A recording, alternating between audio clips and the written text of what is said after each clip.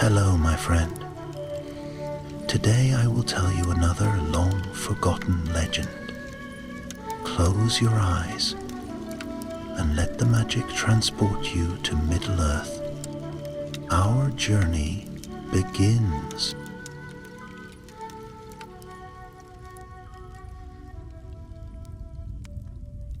Late summer laid a hush upon the Brandywine, a warm and patient river that liked nothing better than to slide past willows and whisper to their roots.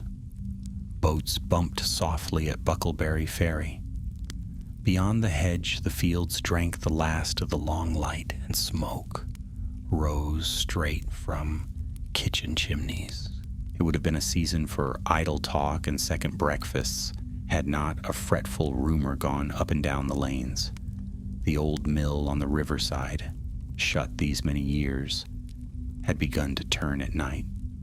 Fisher lads swore they heard a creak and a low thudding like a slow heart. A light, thin as a glowworm, was said to show in the mill's high window and wink out if anyone drew near. In the Marish, sacks of meal went missing from barns. In Buckland, leaf and grain vanished as if the night had teeth. Some muttered about a ghost. Some, more sober and less fanciful, muttered about big folk slipping through after dark. Complaints piled high at Brandy Hall like corded wood. Saradoc Brandybuck, master of Buckland, heard them all and frowned at his maps. He did not want fences bristling with spears or bounders shouting every time a wind rattled a shutter. But neither would he have his folk cheated and frightened. So he sent for his son.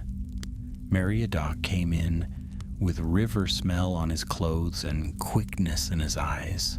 He was used to the hum of the hall, to the bees of talk around the great table, to the way his father's face told more than his words. He listened, and when Saradoc set out the matter, vanished food, the mill's night wheel, the unease along the ferry road, Mary nodded once. There was, to his mind, no use for wondering and worrying when one could walk to the place and see. Quietly, said the master at last, laying 2 fingers on the map, one at the mill bend and one at the ferry. No alarm, no talk of it in the lanes. Learn who comes and goes. Stop it if you can, without bringing big folk to blows. That was the heart of it, and the conflict stood plain as a fence post. Find who was using the old Brandywine mill and put an end to the stealing before trouble from beyond the Shire took root on the riverbank. Mary left the study with his thoughts running as briskly as the mill stream of old. In his room, he pulled a roll of buckling parchment from a shelf and spread it across his table. Old Buckland marks sketched by his grandsires. The river's bends like sleeping snakes. Dotted paths cut by folk who knew their hedges and holes. There was, marked in brown ink, the disused sluice that had once fed the mill wheel, and a penciled note in a tidy ancient hand. Gorhendad's work. Soundstone. Mary tapped that mark with the back of a fingernail and smiled without humor. Gorhendad Oldbuck, who had carved a home out of the East March and flung the hedge against the world, was the sort to build things that lasted. He did not mean to go alone. Trouble shared is trouble halved, and Mary kept companions as carefully as other hobbits kept cellars. He caught Barilac Brandybuck by the orchard ladders, cheek freckled with sun and hands smelling of apples. Barilac had a keen ear and a patient way of watching that turned up what others missed. Then he sent a note by a nimble lad to Budgeford for Fredegar Bolger, whose wits were good and whose cheer did not desert him even when night went long and damp. Fatty, as his friends called him, was stout in spirit as well as in girth, and he knew the habit of lanes and the gossip of inns. By evening, Mary walked the ferry road alone to take the lay of the land. The Brandywine lay gray and silky under a sky pricked with early stars. Gnats made their thin music in the reeds. The old mill crouched at a bend where the river drew close to a ragged bank and a stand of alder. Its wheel was a dark circle against the farther gleam, half sunk and webbed with ivy. The high window was a square of blackness. The door stood shut, and the cracked millstone by the threshold had moss in its letters. No ghost waited there, unless it was the ghost of busy days. A bounder stood near the ferry post, pretending not to watch the mill. He shifted from foot to foot and hummed a tune that began anew whenever it lost itself. Sign of a mind that would not settle. He doffed his cap to Mary, then put it back on the same way, a twitch too quick. Mary marked the man's face and the way his eyes slid over the river as if counting heartbeats. Down the lane came a farm wagon piled with straw and pumpkins. On the board sat Farmer Maggot with his hat low and his shoulders square as a gate. He reined up, took Mary's measure, and sniffed the air like one who knows river scent from horse scent, and both from trouble. "Evenin', Master Mary," he said in his deep marsh voice. "I've mushrooms gone, and a sack of meal, and not to boys in for mischief. Prince by the sty were too long by half. The dogs don't like the river after dark."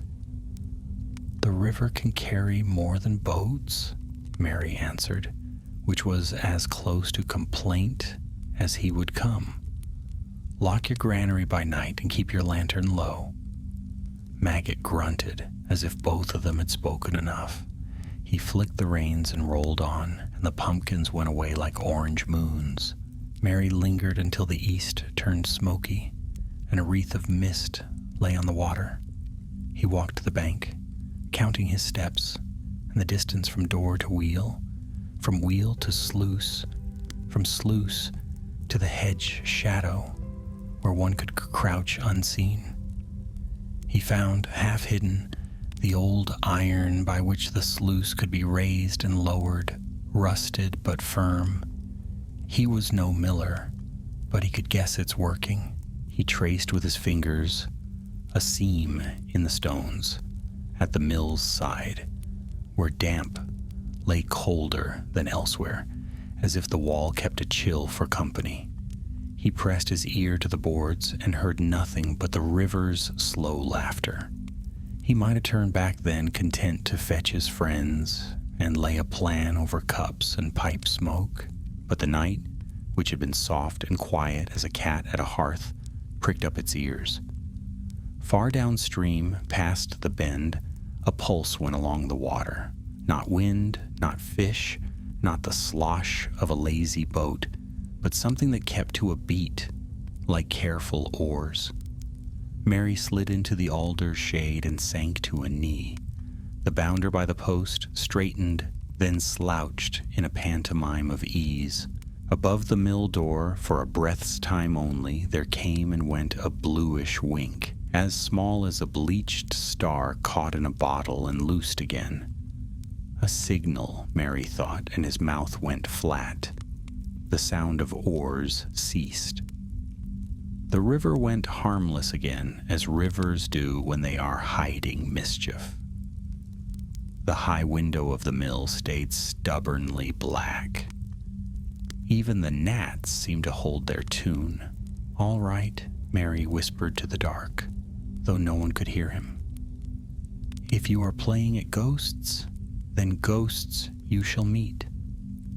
The plan shaped itself the way a path shows underfoot in the dusk, plain to the one who is walking.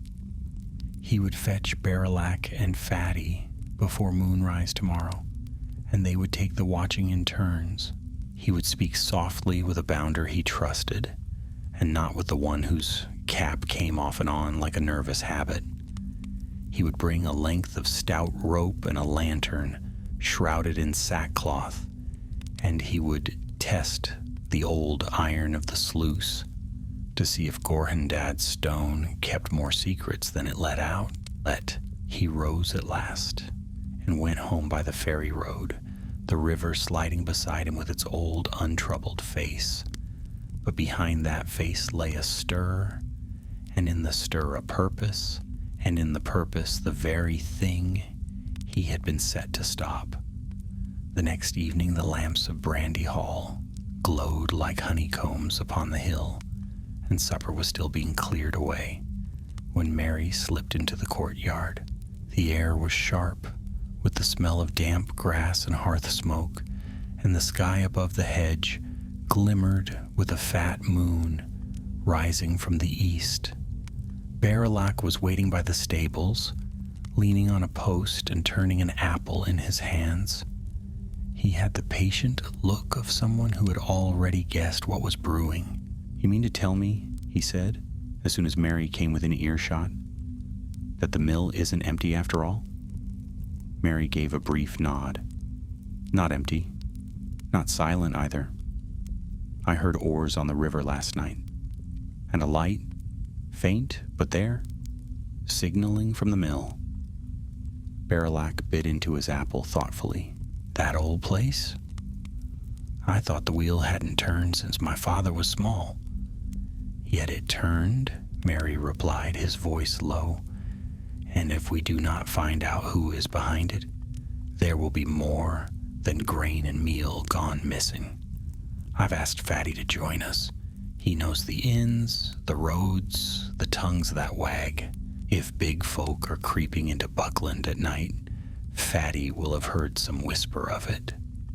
As if called by name, Fredegar Bolger lumbered down the path, red-faced from the climb and grinning despite the exertion. "What mischief are you stirring now, Mary?" "I had to slip out while my mother's back was turned. If she knew I was off after shadows by the river, she'd box my ears." Mary clasped his shoulder warmly. "You won't be chasing shadows tonight, Fatty. There's truth in these rumors. We're going to keep watch, and if we find what I think we will, we'll need more than one pair of eyes."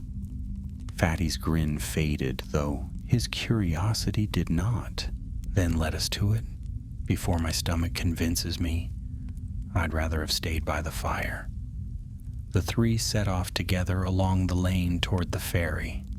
The moon climbed higher, painting the Brandywine silver where it curved through the fields. The mill came into view at last, dark and squat upon the bank, its roof peaked like a watchful brow. The wheel was still now draped in ivy and shadow. No glow touched the windows. No sound rose above the whisper of the river. They crouched in the alders, the leaves stirring like little conspirators above their heads. Mary whispered the plan. Barilak would watch from the hedge nearest the ferry post. Fatty would keep to the slope above the mill, and Mary himself would remain by the sluice. 3 vantage points, 3 pairs of eyes. If anything stirred, they would see it. For a long while there was only stillness. Frogs sang from the reeds.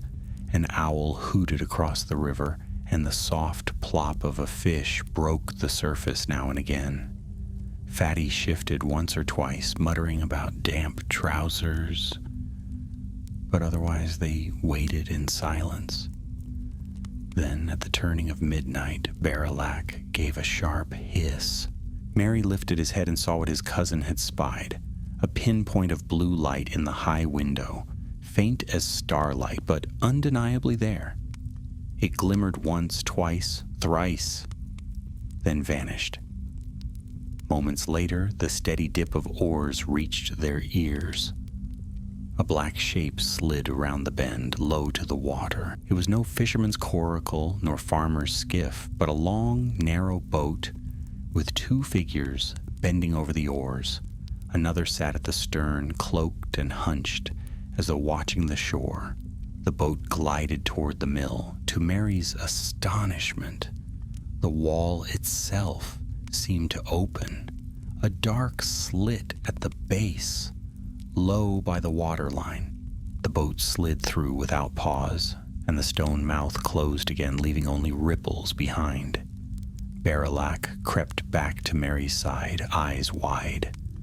"A tunnel," he whispered, "built right into the mill." Mary's mind raced. Gorindad's map, the penciled notes of stonework older than any living hobbit could remember, it all pointed to this. The tunnel had been no idle scribble. It was real, and it was being used. Fatty scrambled down from the slope, puffing. I saw them too. Big folk unless my eyes play tricks. That boat was heavy with sacks. "Stolen grain," Mary muttered. "Or worse." They huddled together in the shadows. Mary told them of the old sluice and the thought that gnawed at him. If the tunnel fed from the mill stream, then the sluice might flood it. Dangerous, yes, but it could cut off the smuggler's escape if used at the right moment.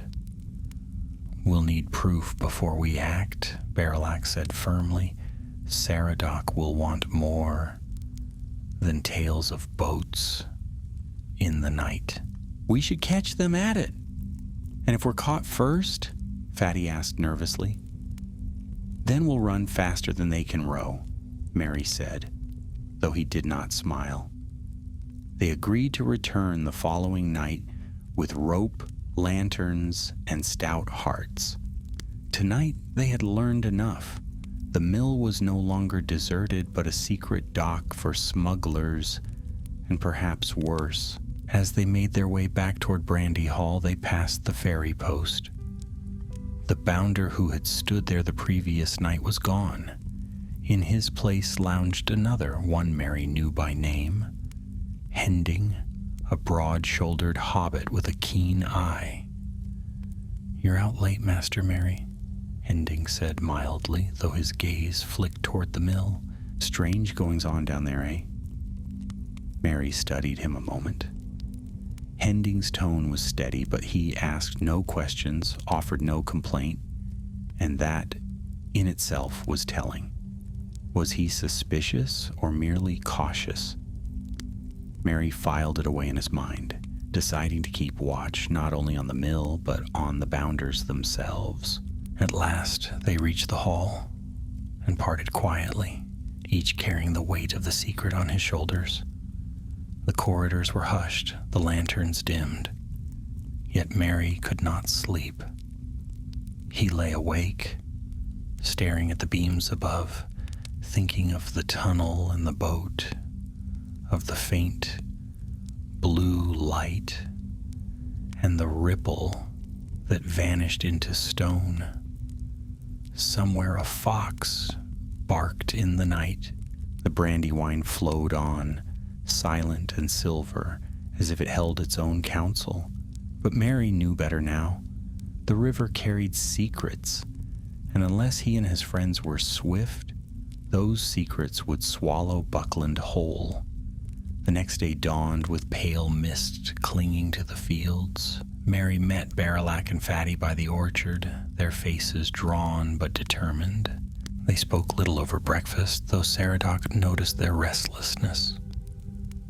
He said nothing, only studied his son a moment with sharp eyes, as though he guessed more than he let on. By evening, the three were ready. Mary carried a lantern wrapped in sackcloth, its light dimmed to a faint glow. Barilak had a coil of rope slung over his shoulder, and Fatty, though he grumbled about the weight, bore a stout cudgel. The river greeted them once again with its deceptive calm. They took their positions as before, hearts thudding in their chests. The moon was thinner tonight, veiled by clouds, and the air smelled of rain. They did not have long to wait. Once more, the blue spark flared in the mill window. Once more the boat slipped around the bend, but this time they were ready. The oars whispered against the water, and Merry counted the strokes. He could almost hear the smuggler's breath, low and steady. The boat neared the hidden opening, and then a twig snapped behind them. Merry spun around, heart leaping, and found himself staring into the shadow of the hedge. Someone was there, watching, silent as the night itself. The night air was cool and heavy with the smell of river reeds. Every sound seemed to fall sharper than it should. The creak of the mill's beams, the faint splash of water against stone, even the rustle of leaves overhead. Mary's hand went to the lantern at once, though it was muffled beneath its sackcloth, and Barrelac shifted closer, his rope dangling like a serpent ready to strike. Fatty, wide-eyed and stiff, gripped his cudgel with both hands as if it were his last defense. From the hedge came a low cough, followed by the unmistakable scrape of a boot against gravel. Whoever stood there was no woodland creature. Mary's heart pounded. Had the smugglers discovered them so quickly? "Show yourself," Mary hissed, his voice firmer than he felt. A pause followed, then a figure stepped from the shadows, a bounder, his green feather pinned crookedly in his cap. It was not Hending, nor the first man they had seen, but another. Tallard Banks, a hobbit from the southern edge of Buckland. His round face was pale in the moonlight. His eyes narrowed, shifting from Mary to the others. "You lads should be abed," Tallard said in a voice that carried the ring of false cheer. "Strange hour for strolling." Mary straightened. "And you? A bounder so far from his post?" Tallard's smile faltered, then returned with strained brightness. "Keepin' watch? Same as you, I suppose? There's mischief about. No denying. Folks say the old mill's haunted." Barrelac stepped forward. "And do bounders now signal haunts with blue lights? We saw you. Don't play games." For a moment the mask cracked. Tallard's mouth hardened and his gaze flicked back toward the mill, where the faint sound of shifting wood echoed faintly. Then he gave a short laugh, though it sounded brittle. "You don't know what you're speaking of," he muttered. "Best you turn home and forget you saw me. This business isn't yours." "Not ours?" Mary's voice cut through the whispering reeds. "It is Buckland's food that's gone missing. Buckland's folk who are afraid to walk the ferry road. If the Shire is to be safe, it must be ours." Tallard looked at him, jaw tight. Then, with sudden sharpness, he spun on his heel and strode away, vanishing back into the hedge. His departure was quick, almost too quick, as though he had no wish to be seen near what was about to happen. Mary did not pursue. Instead, he crouched lower. "Mark him," he whispered. "We'll remember Tallard Banks. If he's mixed up in this, he'll show his hand again." Even as he spoke, the black boat glided once more into view. The oarsmen rowed in silence, their heads bowed, their shoulders hunched. Moonlight caught the pale splash of water, and in the boat's center lay a heap of sacks tied with cord, heavy and full. The boat slid into the hidden opening at the base of the mill. Stone grated faintly, and then the river swallowed the sound. "They've gone inside," Barrelac breathed. Mary nodded. "Now we see how bold we are. Do we follow, or keep to watching?" Fatty clutched his cudgel tighter. "Inside? Through that black hole in the water? I'll follow if you must, Mary. But I'd rather not swim tonight. Not swim, Mary said, shaking his head. "The sluice is old, but there's stonework enough to creep along its edge. I saw it last night. If we can slip in quiet, we may find proof of their work." And so, with care and no small measure of fear, the three crept down to the bank. The river lapped softly at their boots. There, half hidden by ivy, they found the seam in the stone wall again, the place where the smuggler's tunnel opened and shut. Up close, it was more menacing than from afar. The stones were slick with moss, and the gap was barely wide enough for a hobbit to press through without being soaked to the waist. Baralac went first, sliding sideways into the dark. Mary followed, keeping his lantern hooded. Fatty brought up the rear, grumbling beneath his breath but never loosening his grip on the cudgel. The tunnel beyond was narrow and low-roofed, its air cool and damp. Water trickled along a shallow channel at their feet, and the walls glistened faintly as if holding the memory of old floods. The faint smell of grain and leaf drifted ahead, proof enough that stores were being brought through. They moved cautiously, every step echoing more loudly than they wished. The sound of voices soon reached them, rough and low, not hobbit voices at all. The words were muffled, but they carried the weight of big folk speech. Heavy and strange in the small tunnel, the passage ended in a wide chamber under the mill, lit by 2 lanterns hanging from pegs in the wall. The smuggler's boat lay half-drawn from the water onto a hidden dock of old stone. Beside it stood 2 tall figures, big folk indeed, dressed in patched cloaks. They hefted the sacks one by one onto a pile against the wall. And there, standing with arms folded, was none other than Tallard Banks. His bounder's feather bobbed in the lamplight as he watched the work. Mary's jaw tightened. The proof was before them. Tallard was no innocent, no chance wanderer. He was in league with the smugglers, helping them carry Buckland's food out of the Shire. Fatty made a small noise of dismay, quickly stifled. Baralac laid a hand on Mary's arm, urging silence. They could not afford discovery yet. The big folk muttered to one another as they worked. One of them pulled back his hood, revealing a scarred face and a missing ear. His voice carried more clearly now. "Another lot for Bree," he said. "Lotho pays fair enough coin, and none the wiser here. We'll have the Shire eating out of his hand soon enough." Lotho. The name struck Mary like a stone. Lotho Sackville Baggins, greedy, ambitious, always with an eye to profit. If Lotho's agents were at work here, then the matter was darker than theft alone. This was a scheme reaching far beyond Buckland's borders.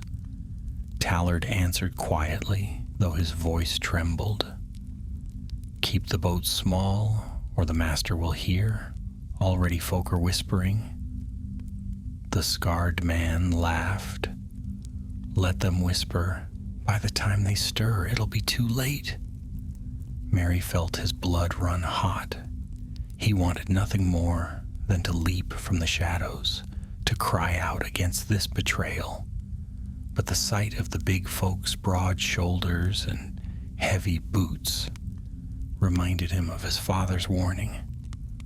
No bloodshed if it could be helped. He leaned close to Baralac and Fatty. "We've seen enough. We can tell Saradoc now." Baralac nodded reluctantly. Fatty sagged with relief. But before they could turn back, a loose stone shifted beneath Fatty's boot with a clatter that echoed through the chamber. The scarred big man's head whipped around. "Who's there?" In an instant, the chamber erupted into noise. Tallard cried out, Lanterns swung wild and heavy boots thudded on the stone. "Run!"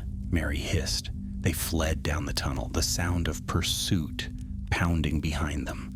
The smugglers shouted, their voices booming in the confined space.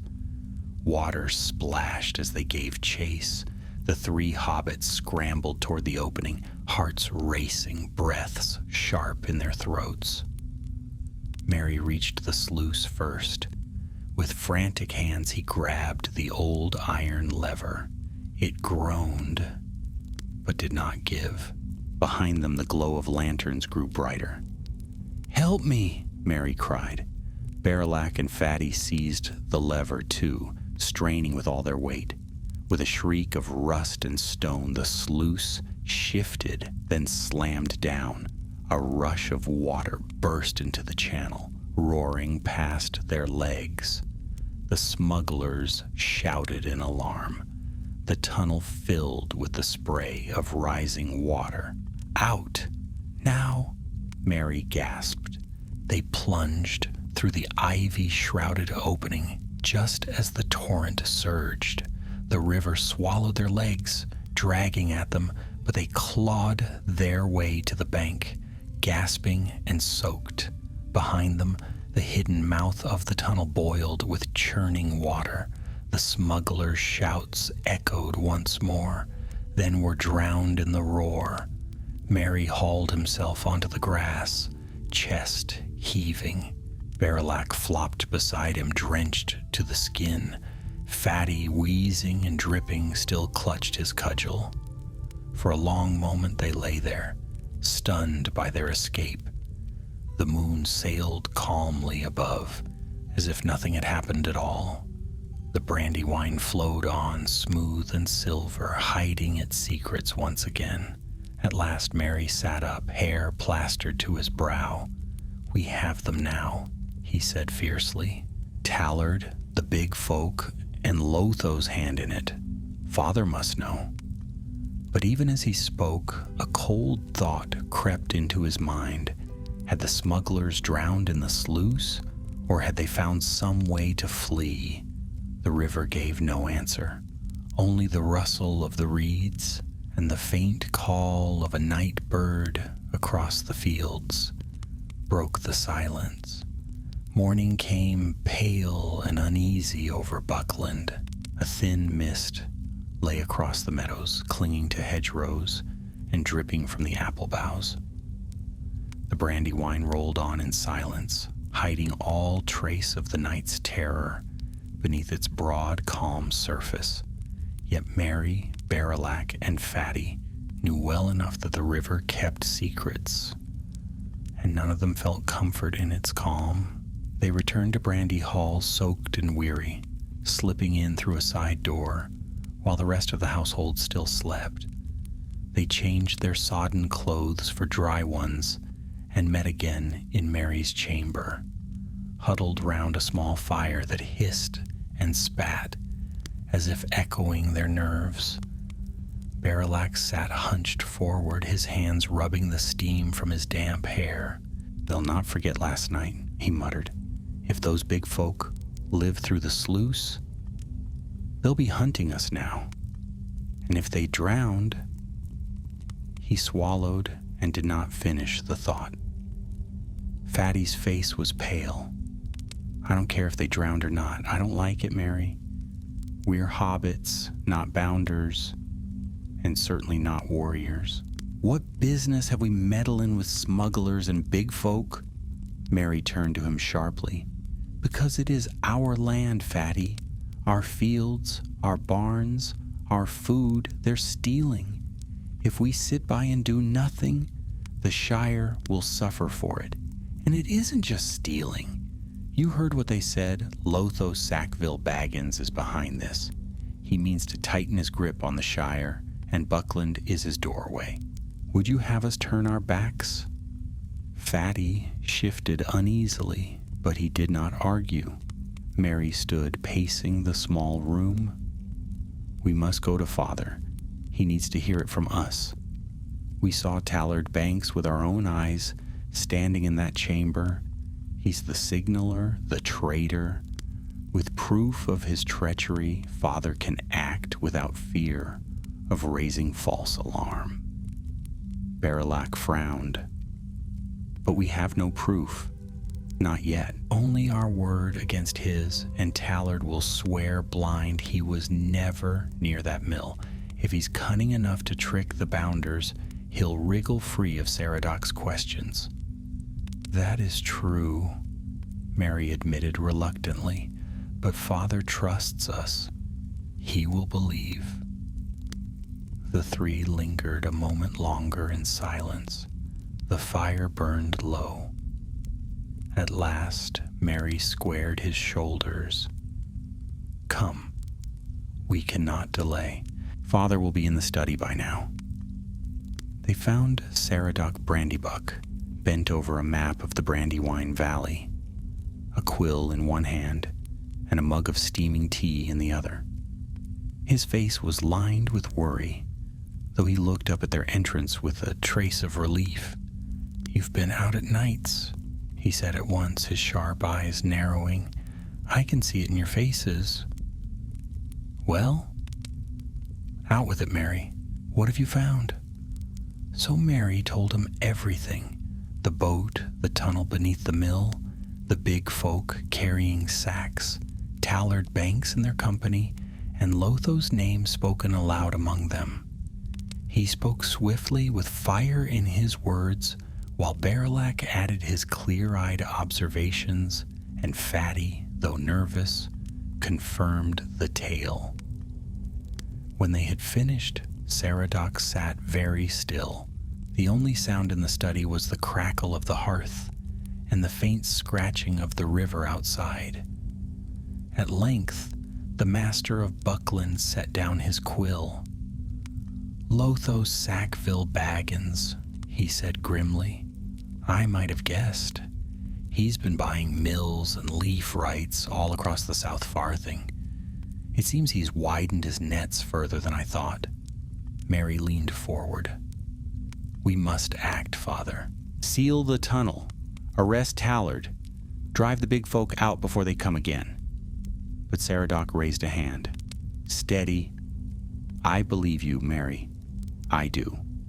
But we cannot charge through blindly. If Lotho has agents in Buckland, he may have them elsewhere in the Shire. And if we stir too loudly, he'll only tighten his grip. Barilak frowned. Then what are we to do? Saradoc stood and paced the room. First, Tallard Banks must be watched, not seized, not yet. Let him think himself safe, and he may lead us to more of Lotho's men. Second, the tunnel must be sealed, but quietly. I will send trusted masons by day, with some excuse about shoring the river wall. No word of smuggling, no word of Lotho. We will not give them the alarm. Mary's jaw tightened. He wanted swift action, justice meted out in the light of day. But he also trusted his father's wisdom, and he knew Saradoc was right. To act rashly might plunge Buckland into greater danger. Fatty let out a shaky breath. Then we are not to meddle further? You three have meddled enough already, Saradoc said, though not unkindly. You've done well. Better than I would have wished, though you might have drowned for it. Leave the rest to me now. Keep watch, aye, but no more creeping through tunnels or testing sluices. Mary bowed his head, but inside he knew the matter was not so simple. Saradoc could close the tunnel, but Lotho's schemes would not end there. More boats would come, more sacks vanish, more traders hide among the Bounders, and Mary could not sit idle while his home was threatened. The day wore on. Buckland bustled with its usual life. Farmers tending fields, children chasing one another through the lanes, Bounders tramping the hedge paths. To most it was a day like any other, but to Mary and his companions, the world seemed edged with shadow, Every face might hide betrayal. Every boat upon the river might be smuggling goods under their noses. By evening, Merry could bear it no longer. He gathered Barrelac and Fatty in the orchard, beneath the spreading boughs of the great apple tree. "I cannot leave it," he said fiercely. "Father means well, but Lotho's men are clever. They will slip through again, even if the tunnel is sealed. And if Tallard knows we spied him, he will warn the others. We must learn more before the chance is lost." Barrelac sighed, though he did not argue. "You mean to watch the mill again?" "Yes," Merry said, "tonight, one more time. If boats come again, we will follow them farther, perhaps to Bree, perhaps to Lotho himself. Then we will have proof beyond denial." Fatty groaned. "You'll be the death of me, Merry. But if you go, I go." That night, the three crept once more toward the river. The air was heavy, clouds covering the moon, the smell of rain sharp in the wind.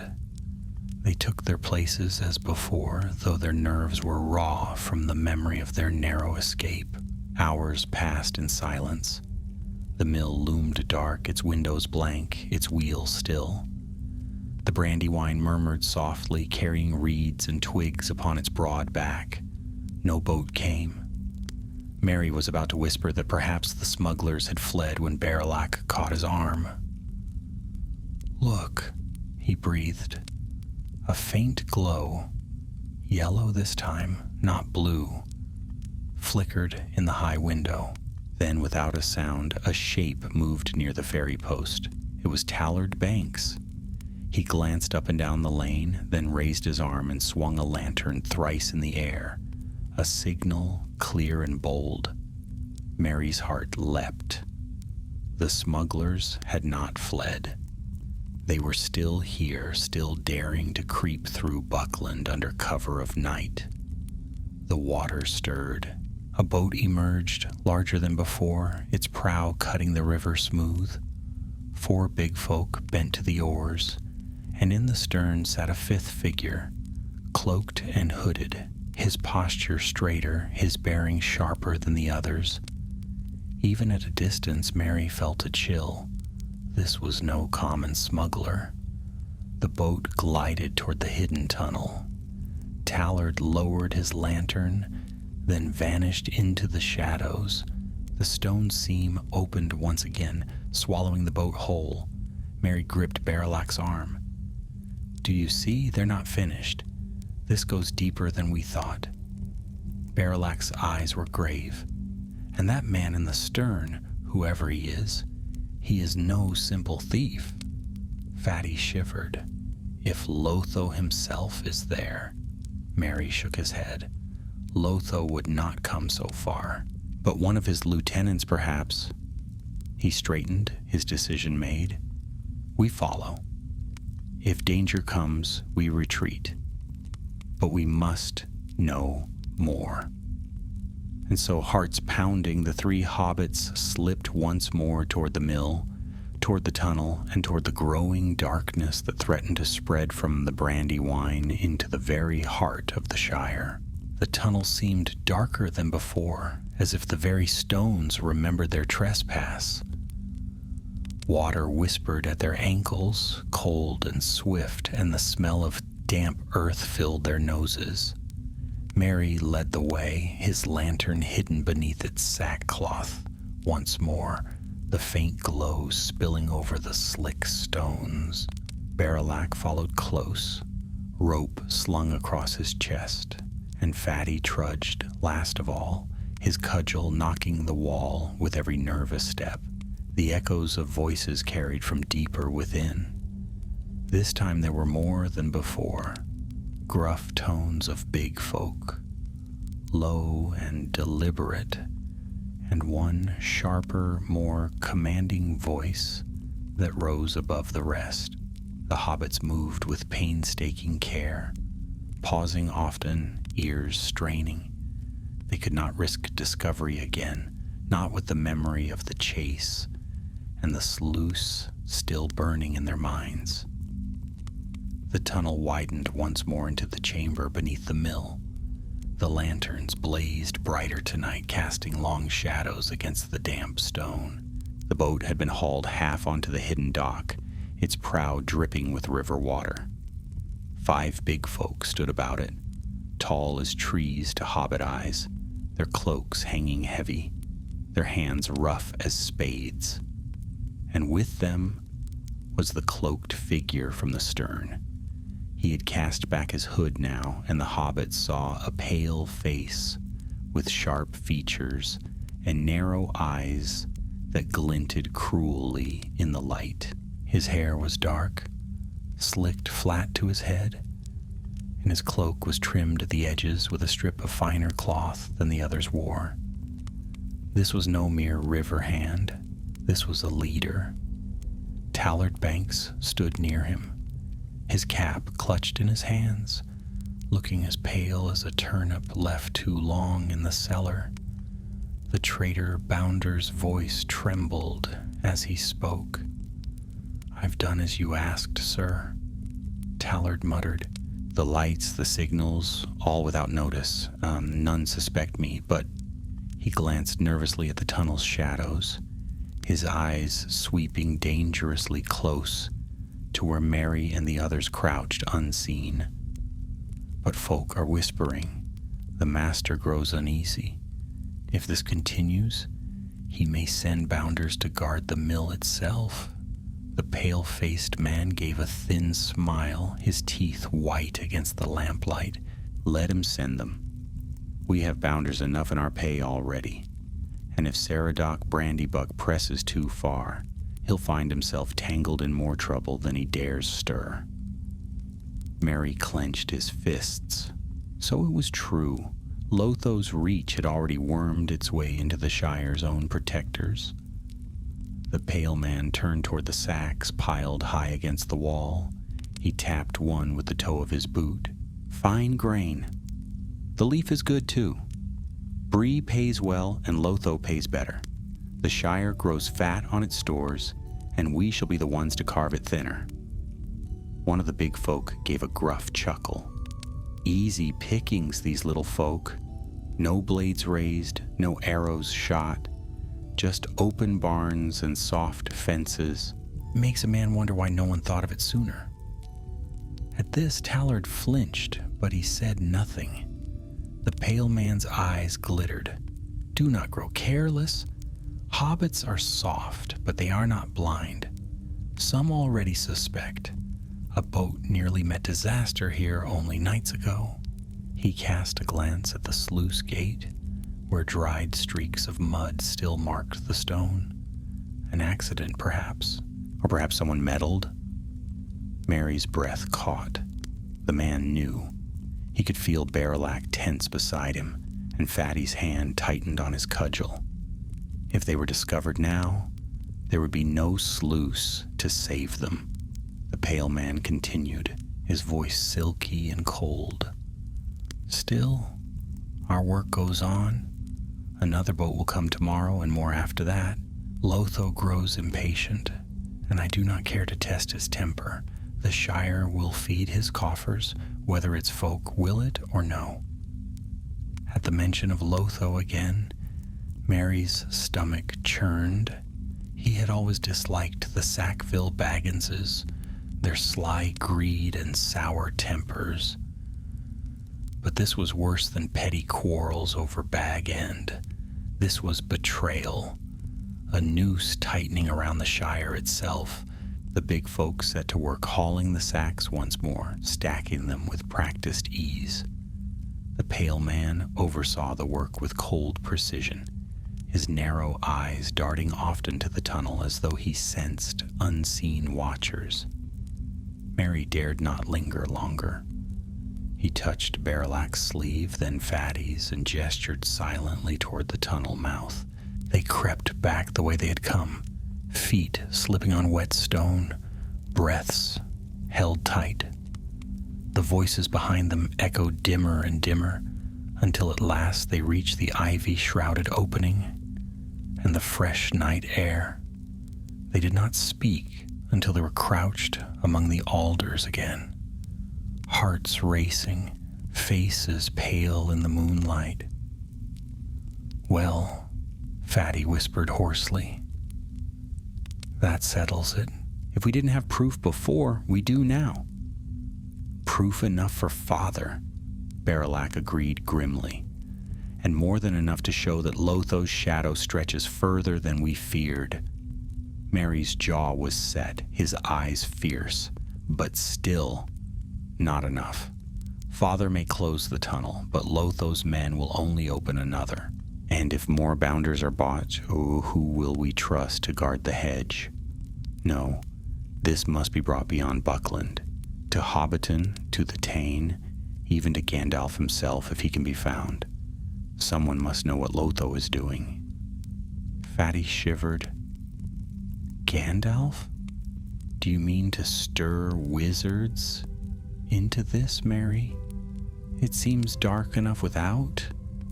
Mary shook his head. "Dark it may be, but we cannot fight it alone. If Lotho is bold enough to send big folk into Buckland, the whole Shire may soon be in danger." They sat in silence a moment, the river flowing steadily at their feet. The night was deep and heavy, clouds drifting to veil the stars. Somewhere far off a dog barked, and the sound carried clear across the fields. At last Barilak spoke. "If we are to take word beyond Buckland, we must be swift. Tomorrow perhaps. Tonight we rest." But Mary did not rest easily. Even when they returned to Brandy Hall and crept into their beds, his mind raced with images of the pale-faced man, of Tallard's trembling hands, of Lotho's name whispered like poison in the dark. He thought of the Shire's quiet lanes, of green fields and golden harvests, of laughter in the inns and peace at the hearths, and how swiftly all of it could be undone if folk like Lotho and his agents had their way. And as he drifted at last into a fitful sleep, Mary Brandybuck swore to himself that whatever shadow was rising, he would not sit idle while it grew. The next day dawned gray and sullen. Rain fell in a steady drizzle, soaking the fields and pattering against the windows of Brandy Hall. The Brandywine was swollen and fast, its surface broken by ripples and whirlpools. Folk stayed indoors where they could, huddled by fires and waiting for the storm to pass. But Mary did not wait. He found Barilak and Fatty at breakfast, their plates piled high, but their appetites small. Without preamble, he said, "We leave for Hobbiton tomorrow. We must speak with Frodo, and with the Tyne if need be. Lotho's hand must be shown for what it is." Barilak raised his brows. "And what of your father? Will you tell him?" Mary hesitated. He loved and respected Saradoc dearly, but he knew the master of Buckland would forbid such a journey, especially now when trouble pressed close to their very borders. "No," he said at last, "not until we return. Father means to deal with Tallard quietly, but this has gone beyond Buckland's borders. Frodo will know what to do. He always does." Fatty groaned, pushing away his plate, marching to Hobbiton in the rain, chasing Sackville Baggins' schemes. "You'll be the death of me, Mary, but I'll come." Mary smiled faintly. "Good. Then tonight we make ready." And so the decision was made. The three companions would leave Buckland at dawn, the river at their backs, and carry their tale westward into the heart of the Shire. None of them knew what awaited them on the road, nor how deep Lotho's schemes already reached. But they knew this much: they could not turn away. For the first time in many years, the quiet lanes of the Shire stirred with whispers of shadow, and the Brandywine flowed heavy with secrets, and in the midst of it, 3 hobbits prepared to walk into danger, bearing news that might change the fate of their people.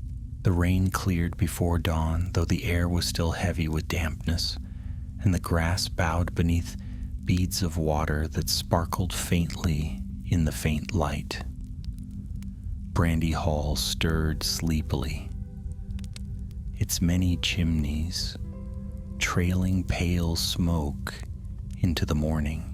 Mary, Bearlac, and Fatty slipped out quietly, cloaks wrapped close and packs slung over their shoulders. Their journey westward would take them across the Marish and through the lanes of the East Farthing, and then on toward Hobbiton. It was no short road, but all 3 knew there was no time to waste. The ferry carried them across the Brandywine, the broad river gleaming pale in the morning. Mary looked back once at Buckland's fields, veiled in mist, and felt the weight of leaving. He had never liked stepping away from home, but a strange urgency pressed him on, a sense that every mile westward might matter. "Keep your hoods up," Bearlac murmured as they disembarked. "If Tallard has friends on this side of the water, they might be watching." Fatty grumbled. "If Lotho's got spies this far afield, then the whole Shire's gone rotten. Let's hope we're not walking into a hornet's nest." The lanes beyond the river were soft with mud, and their boots squelched unpleasantly with each step. Farmers waved from distant fields, though most were too busy with their wet crops to linger. All seemed ordinary enough, yet the hobbit's eyes darted often to the hedgerows, watching for movement. By noon, the clouds had broken, and sunlight warmed their backs. They stopped briefly under an oak to share bread and cheese. Mary kept his gaze fixed on the road ahead. "If Lotho's men are carrying goods to Bree," he said between bites, "then Frodo must know. And if Frodo thinks it urgent, he will send word to the Tyne. It may even reach Gandalf, if he has returned to the Shire." Bearlac shook his head. "Do not set your hopes too high. Wizards wander where they will, and Gandalf has not been seen in these parts for months. But Frodo is wise, and Sam is no fool either. Sam, if we reach Hobbiton safely, we will not be without counsel." Fatty stretched his legs and sighed. "A fine comfort that, when I'd rather be by a hearth with a pint. Still, better to tramp in daylight than crawl through smugglers' tunnels." They pressed on. The land rolled gentle beneath them, dotted with small woods and quiet streams. Yet now and again they passed a farmstead where the barns looked oddly bare, or a field where the hayricks seemed fewer than they should have been. Once they passed a wagon, trundling eastward, piled high with sacks. The driver was a hobbit none of them knew, his eyes avoiding theirs, his answers short when they hailed him. "More grain bound for Bree, I'll wager," Mary muttered as the cart rattled away. "Lotho's hand is everywhere." That evening they reached a small inn at Whitfurrows, where the lanterns glowed warmly and the smell of stew drifted from the door. The common room was filled with chatter, and at first it seemed nothing more than the usual village gossip. But as they sat at a corner table with their supper, Mary pricked up his ears.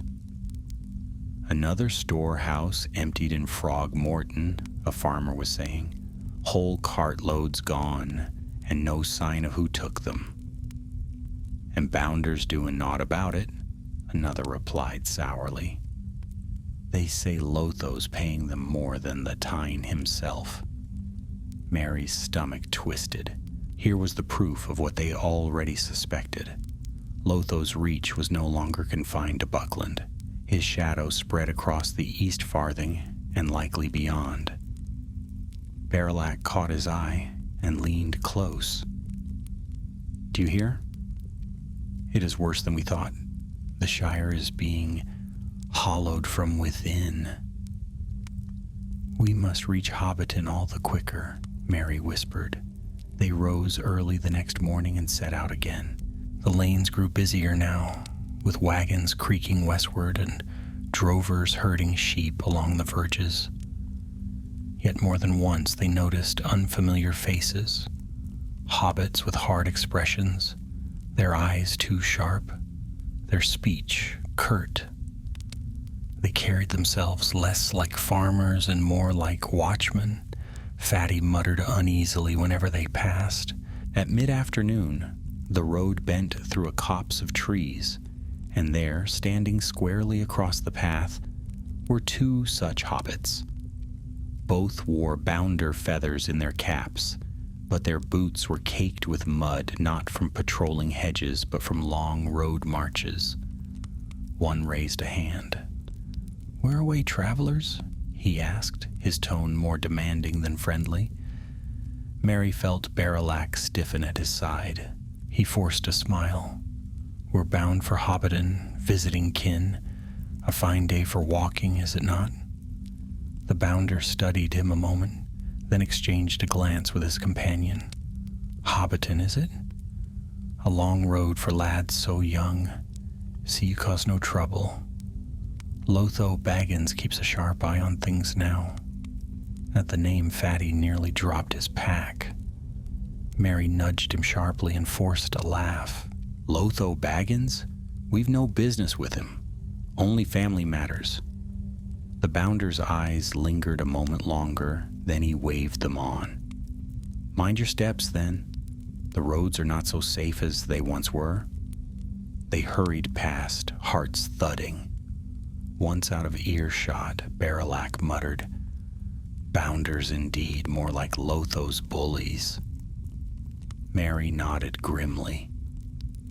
"It seems Saradoc was right to tread carefully. The Shire is crawling with Lotho's watchers. The encounter left them shaken, but they pressed on. That night they camped beneath a hedge, unwilling to risk another inn where loose tongues might betray them. The stars wheeled overhead, bright and cold, and the three hobbits huddled close for warmth. Sleep was uneasy. Mary lay awake long into the night, listening to the rustle of leaves and the distant cry of an owl. He thought of Buckland, of the mill, of Tallard Banks, with his trembling cap in hand. He thought of the pale-faced man whose voice dripped with Lotho's malice, and of the sacks piled high with stolen food. He thought too of Frodo, and how his cousin would take this news. Frodo was no fighter, but he carried a quiet strength, a wisdom that steadied those around him. Mary longed for that steadiness now. When dawn broke, pale and chill, they were already on their feet. The lanes grew more familiar as they neared Hobbiton. Fields stretched green and rolling, hedges neat and tended. It looked as peaceful as ever.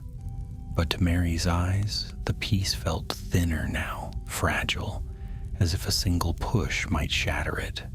By late afternoon, they came in sight of Bag End.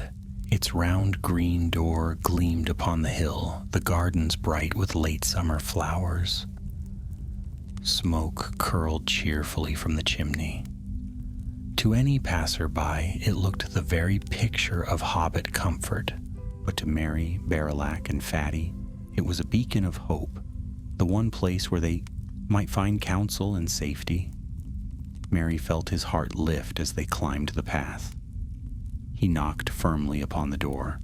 It opened, and there stood Frodo Baggins, surprise in his clear eyes, but warmth too. "Mary," he exclaimed, "and Bearlac, and Fatty as well? What brings you all the way to Hobbiton?" Mary stepped inside at once, relief flooding him at the sight of his cousin's familiar face. "Frodo," he said gravely, "we bring news from Buckland, dark news. You had best sit, for this tale will not be short."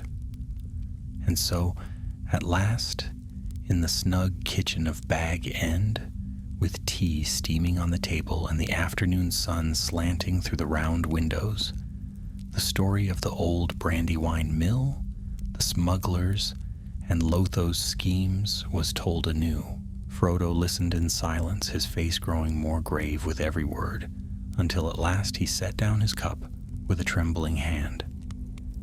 "This," he said softly, "is worse than I feared. Far worse."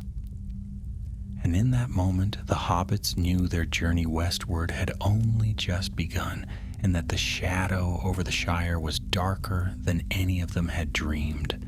Frodo Baggins sat in silence for a long while after Merry's tale had ended. The teapot on the table had gone cold, though none of the hobbits noticed. Shadows stretched across the round kitchen of Bag End as the sun sank low, and the fire in the grate snapped softly. Bearlac shifted uneasily on his chair, and Fatty kept twisting his cap in his hands. But Merry's eyes remained fixed on his cousin's face. At last, Frodo drew a slow breath. "Lotho Sackville Baggins," he murmured, as though speaking the name might sour the air. "I feared he was meddling more than he ought, but this is beyond simple greed.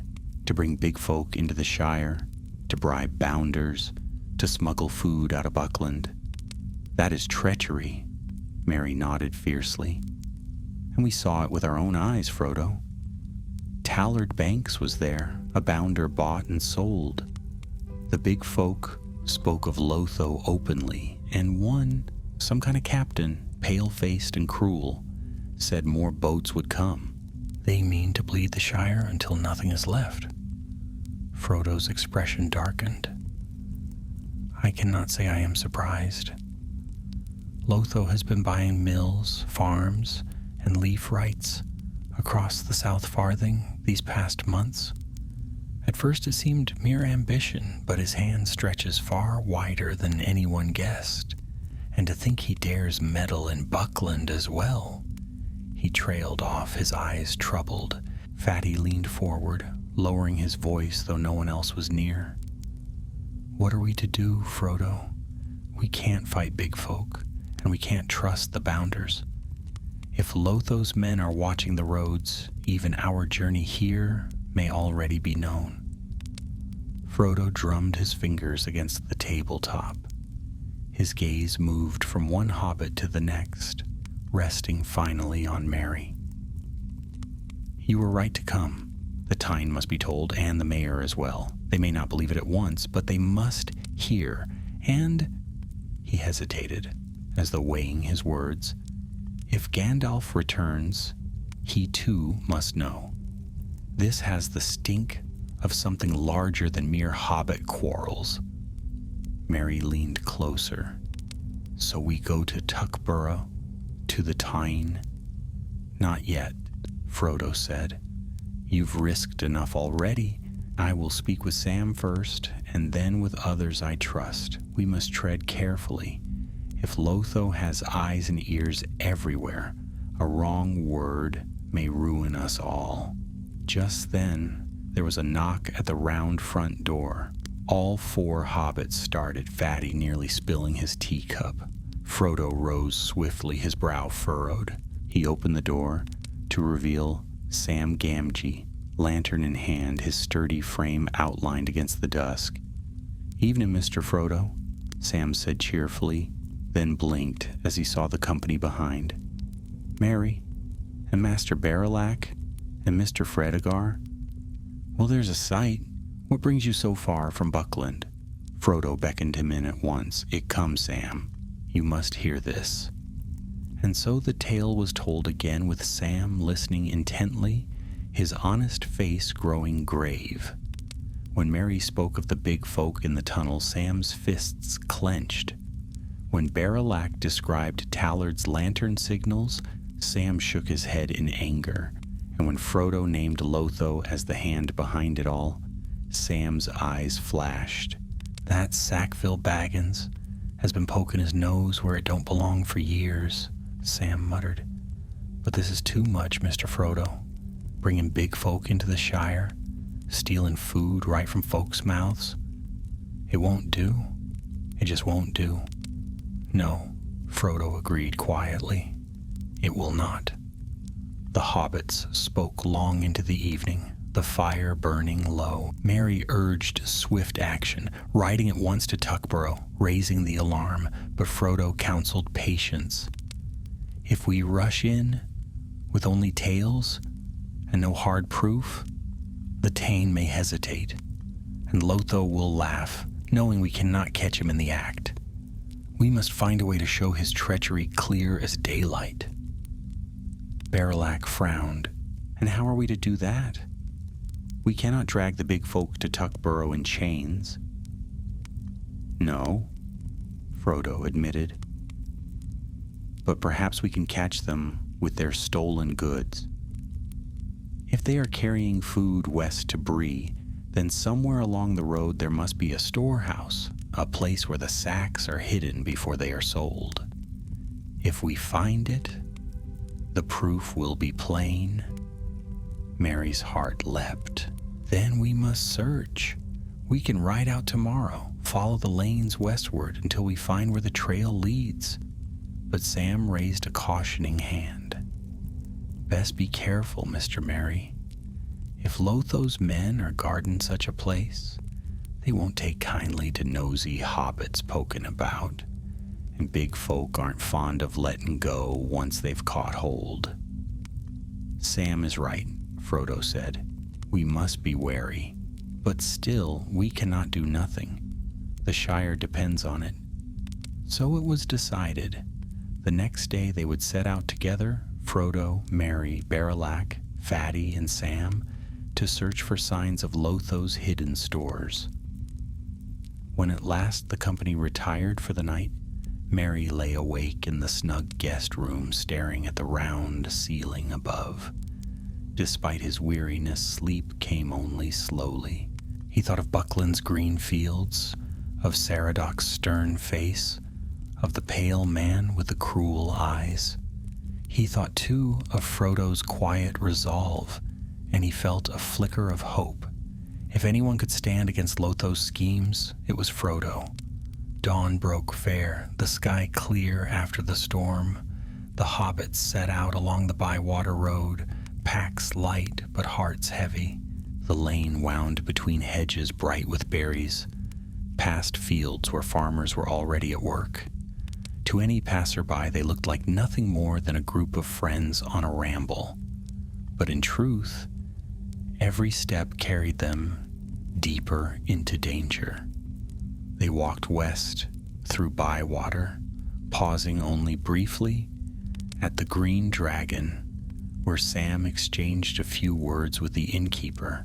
No one mentioned Lotho openly, but the mutters around the common room were dark. Folk grumbled of higher prices, of bounders growing bossy, of food going missing. One old gaffer spat into the fire and muttered, "Sharky's work, mark my words," though none seemed to know who or what Sharky was. "That's a new name?" Barrelak whispered as they left the inn. "Do you think it means Lotho?" "Perhaps," Frodo said quietly, "or perhaps someone above him. Either way, it bodes ill." They pressed on toward Frogmorton. The road grew quieter, the hedges taller, the farms fewer. It was late afternoon when they came upon a curious sight, a wagon drawn into a copse by the roadside, its load covered with tarpaulin. Two hobbits stood nearby, speaking low with a tall figure in a gray cloak. The company ducked into the hedge at once, watching. Mary's pulse quickened. The tall figure moved with the easy stride of a big folk, though his hood, hid his face. One of the hobbits pulled back the tarpaulin, revealing sacks marked with the very same brand they had seen in the mill. "There," Mary whispered fiercely, "Lotho's storehouse, or at least a piece of it." Sam's hand closed on his arm. "Not so hasty, Mr. Merry. Let's see what they're about." The cloaked figure bent low, examining the sacks. His voice carried faintly. "These will do. Another cart will take them west tonight." The hobbits exchanged grim looks. It was proof enough. Stolen food, bound for Bree. But how to use it? If they revealed themselves now, they would surely be caught. Frodo's face was set. "We cannot fight them, but we can follow. If we track the cart to its storehouse, we may learn where Lotho hides the rest. That may be the proof the Tyne cannot deny." So as dusk fell and the wagon creaked back onto the road, the 5 hobbits followed at a distance, keeping to the shadows of hedges and ditches. Their hearts beat fast, for they knew that one misstep, one snap of a twig might betray them, and so their secret pursuit began. A trail that would lead them deeper into the heart of Lotho's schemes, deeper than they had ever dared imagine. For ahead, beyond the quiet lanes of the Shire, lay not only proof of treachery, but a name whispered in fear: Sharky. And that name, though none of them yet knew it, would soon change the Shire forever. The wagon rattled westward along the narrow lane, its wheels bumping over stones and roots, the tarpaulin covering its load, tied down tightly with coarse rope. The tall, cloaked figure walked beside it, with a stride too long for any hobbit. Now and again he spoke in a low voice to the 2 hobbits who drove the cart, and though the watchers could not hear the words clearly, the tone was harsh, commanding, and ill-fitting for Shire talk.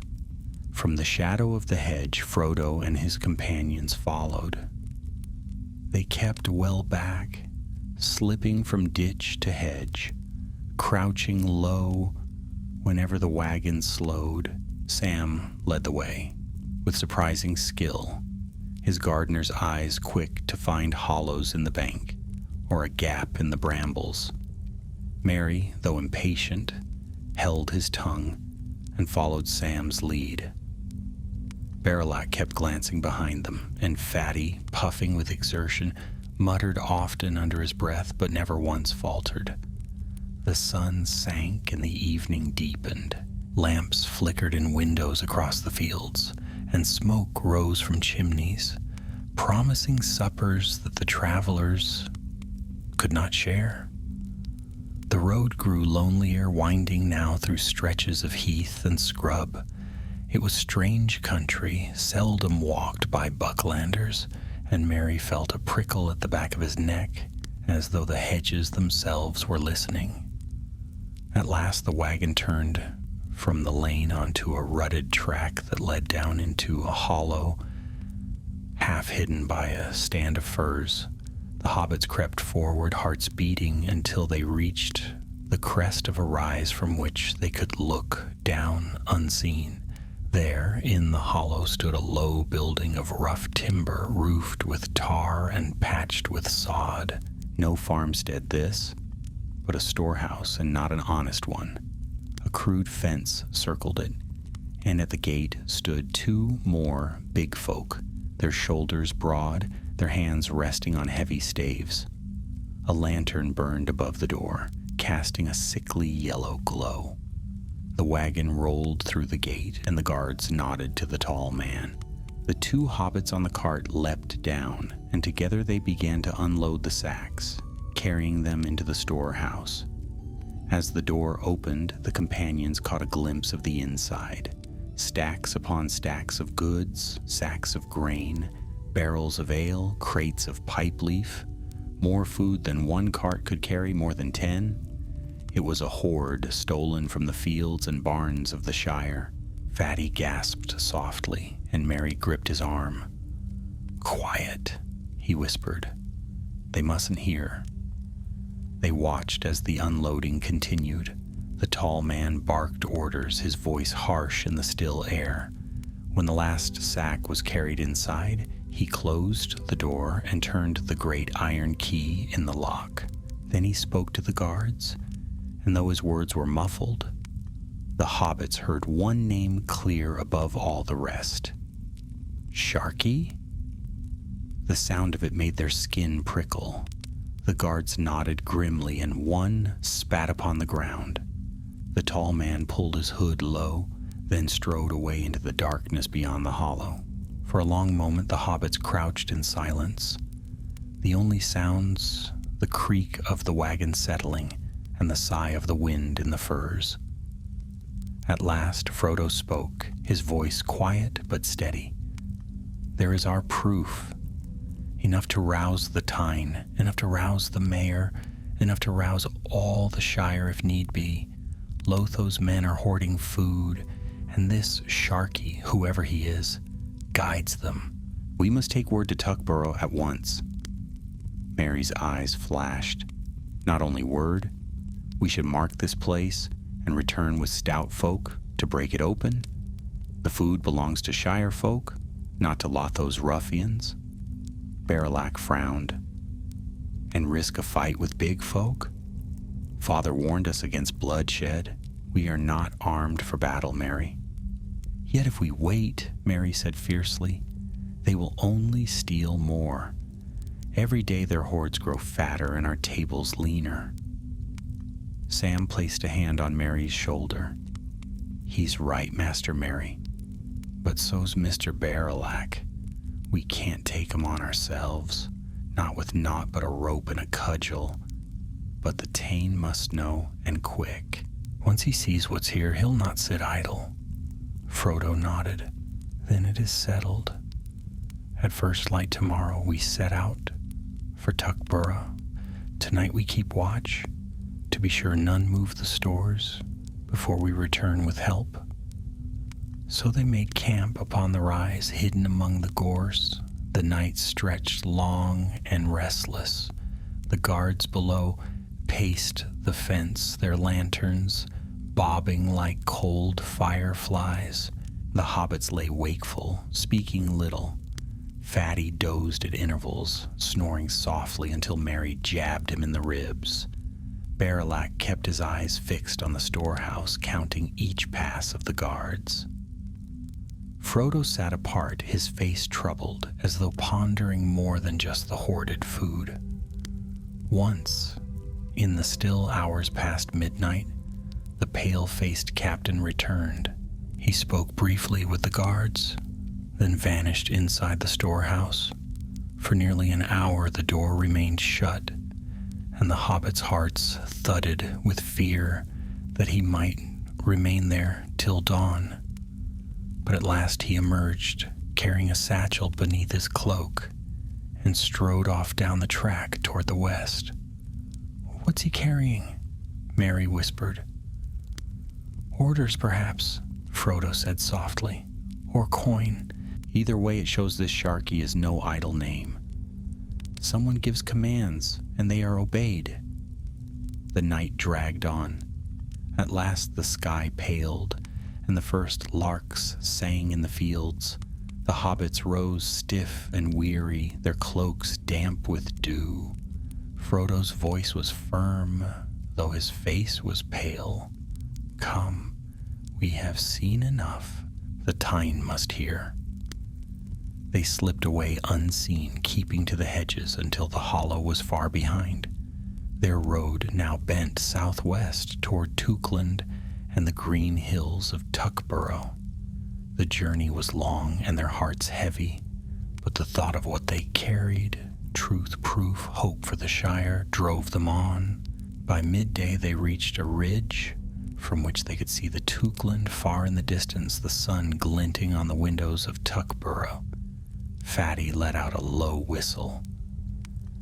"It looks fair enough from here. Hard to believe the Shire's being hollowed like a rotten apple," Barilak said grimly. That is the danger. To most it will still seem fair, until one day the rot breaks through the skin. They walked until evening, their feet sore and their cloaks dusty. At last they reached the wide road that led into Tuckborough itself, and there they found the gates of the Tyne's Hall, guarded by sturdy hobbits in green livery. The guards barred their way at first, but when Frodo gave his name, they relented, though with no small surprise at the company he kept. Soon they were ushered into a great hall with beams of dark oak, where the Thane of the Shire, Paladin Took, sat at a heavy table with papers spread before him. Paladin looked up sharply, his keen eyes narrowing. Frodo Baggins and Merry Brandybuck? What brings you to Tuckborough in such haste? Merry stepped forward, bowing low. His voice rang clear despite his weariness. We bring grave news, my Lord Thane.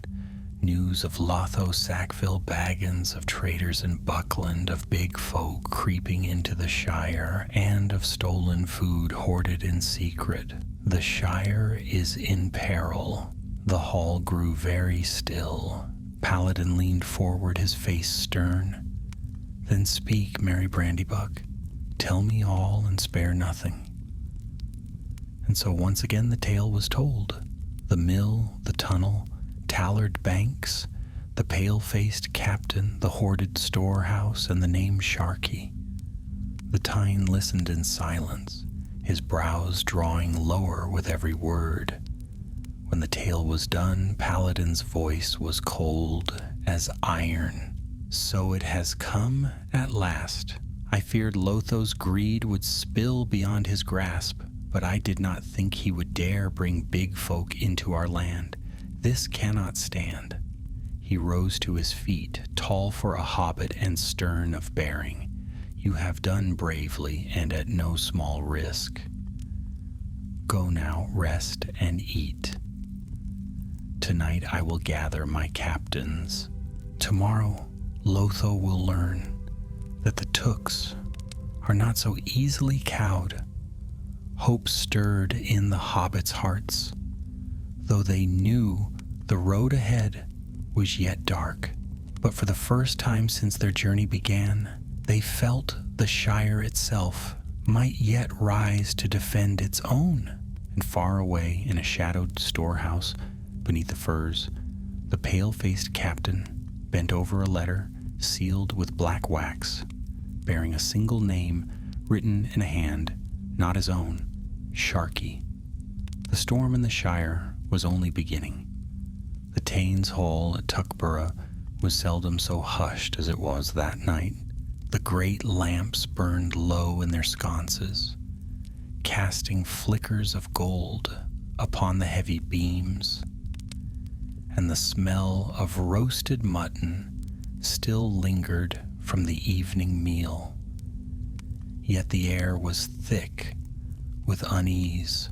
Word had spread quickly through the hall that strangers had come from Buckland with dark tidings. And though the Tooks went about their business, they did so with glances toward the chamber where Paladin Took had gathered his closest kin. Frodo, Merry, Barrelac, Fatty, and Sam were given a small room near the kitchens where they were bidden to wait. Food was brought, platters of bread and cheese, a jug of ale, and a dish of stewed apples. But though the company was hungry, none ate much. Even Fatty, who usually cheered himself with full plates, sat picking at a crust, his thoughts plainly elsewhere. At last, after what felt an age, a messenger came to summon them. They followed him through long corridors until they entered the council chamber, a tall room with arched windows and a great carved table. Around it sat Paladin Took and half a dozen of his captains, stern hobbits in green livery, with feathers bright in their caps. The Tyne himself, stood at the table's head, his hands clasped behind his back, his keen eyes glinting beneath his thick brows. "Now," Paladin said when the door had shut, "let us hear it once more, plain and without riddle. Tell these captains what you told me, Mary Brandybuck, so they may know the truth." So Mary began again, his voice steady though his heart pounded. He spoke of the old Brandywine mill, of the hidden tunnel, of Tallard Banks with his lantern, of the big folk who unloaded sacks of food beneath the mill. He told of their flight through the sluice, of Lotho's name upon the smuggler's lips, of the pale-faced captain who gave commands in Sharkey's name. Bearlac added what he had seen, Fatty confirmed what he could, and Frodo himself described the storehouse they had found in the hollow, filled with stolen goods. When at last the tale was ended, the chamber was silent. Paladin's captains shifted uneasily, glancing at one another. One, a burly hobbit named Reginald Took, struck the table with his fist. "It's plain enough," he growled. "Lotho Sackville Baggins has turned ruffian. He's buying our folk with coin, filling our lanes with big folk, and robbing the Shire blind. We cannot sit idle." Another captain, older and grayer, shook his head. "But what proof do we have? Tales and whispers will not rouse the whole Shire. Many will say it is mere quarreling among Bucklanders and Sackville Bagginses." Mary stepped forward, his eyes flashing. "Proof? Go to the hollow yourselves and you'll see. A storehouse stuffed with grain, leaf, and ale. Sacks enough to feed 100 families. And who placed them there, if not Lotho's men?" Sam spoke up, his voice rough but honest. "And it's not just Buckland, sirs. Folk in Hobbiton and Bywater have been grumbling too. Bounders bossin' folk about, food goin' missin', prices risin'. It's spreadin', make no mistake." Paladin raised a hand for silence. "I believe them. Lotho's ambition has long been a thorn, but now it has festered into poison. Yet we must act with care. If we march openly, we may drive him to call in more big folk, and then the Shire itself may be lost. But neither can we leave these storehouses standing." He turned to his captains. "Tomorrow we muster a company of stout hobbits. Quietly, we march by nightfall to the hollow, break it open, and scatter the stores back to the folk from whom they were stolen. And as for Tallard Banks," his voice grew harder, "we will send word to Saradoc Brandybuck to seize him before he can flee. The traitor's games are ended." Mary's heart leapt, though he held his tongue. At last the Shire was stirring, not only in whispers but in deeds. The company was dismissed, though Paladin bade Frodo and the others remain. When the chamber was empty but for them, the Thane leaned close, lowering his voice. "You have done bravely, more bravely than I would have asked. Yet know this. Lotho is not working alone. This name you heard, Sharkey, it troubles me deeply. No hobbit carries such a name. If big folk are taking orders from him, then he is no common wanderer." Frodo met his gaze. "I thought the same. I fear that behind Lotho stands a power greater than greed, a power that seeks more than coin. That is why we came, Thane Paladin, for the Shire is no longer safe in its borders alone." The Thane studied him a moment, then nodded gravely. "Perhaps you are right. For now we shall strike at what we can see, but keep your wits about you, for darker days may be coming." That night the company of hobbits were given quarters in the hall. Merry lay awake long after the candles were blown out, his mind racing. He felt pride that his warning had stirred the Tyne, yet fear gnawed at him still. Who was Sharkey? What power moved behind Lotho's petty ambition? The question lay heavy on his heart. The next day passed in tense waiting. While Paladin's captains gathered a quiet muster, Frodo, Merry, and the rest lingered in the hall, speaking little. Sam spent the hours pacing the gardens, restless and muttering about weeds left untended back in Hobbiton. Fatty dozed by the fire, though even in his sleep his brow was furrowed. At dusk, a company of 30 hobbits assembled in the courtyard, cloaked and armed with stout staves. The Thane himself stood at their head, grim and resolute. The companions joined them, though Paladin warned they were to stay behind the front ranks. The march began as twilight fell, quiet feet padding over the lanes. No songs were sung, no pipes lit, only the creak of leather and the rustle of cloaks broke the silence. The Shire had seldom seen such a host, and though it was small beside the armies of the world, to the hobbits it felt weighty, a sign that their land was not defenseless after all. They reached the hollow near midnight. Lanterns burned at the storehouse gate, and the guards still paced within the fence, but they had not reckoned with 30 hobbits stealing through the dark. At Paladin's signal, the company surged forward. Staves thudded, lanterns swung, and the guards cried out in shock. One was felled by a stone flung from a Tookish sling. The other fled into the night. The gate was torn open, and the company poured into the yard. The storehouse doors shuddered under their blows, then burst apart. The sight within drew gasps. Stacks upon stacks of food, barrels of ale, chests of leaf. Enough to feed not only Bree, but half of Lotho's schemes besides. "Take it," Paladin cried. "Every sack, every barrel, return it to the folk it was stolen from." The hobbits set to work with fierce joy, carrying the goods out by the armful. Yet even as they worked, Merry's eyes scanned the shadows, expecting at any moment the pale-faced captain to appear with more ruffians at his back. But the night remained empty.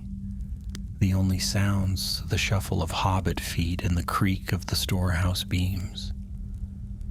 At last, with the stores scattered, the building was set ablaze. Flames leapt into the sky, crackling and roaring, and the hobbits stood watching, their faces lit with firelight. Some cheered, some wept, but all felt a rising of spirit. For once, Lotho's men had been struck a blow they could not hide. Yet even as the fire burned, Frodo murmured softly to Merry, his eyes dark, "This is only the beginning. Sharkey will not sit idle when he hears of this, and Lotho will grow more desperate." Merry nodded, his fists clenched. The night smelled of smoke and victory, but also of storm. And far away, in a dim chamber filled with ledgers and maps, Lotho Sackville Baggins received a message written in a thin, angular hand. His face paled as he read, for the letter bore but a single line. "The Tooks have risen. Sharkey is displeased." Lotho crumpled the letter in trembling fingers. For all his bluster and greed he felt, then the weight of the master he had chosen. And in the shadows beyond the lamplight, a tall, cloaked figure waited, his face pale and his eyes glittering cruelly. The fire in Tuckborough was only the first spark. The blaze that followed would spread across the Shire. The fire in the hollow blazed long into the night, a defiant beacon against the creeping shadow.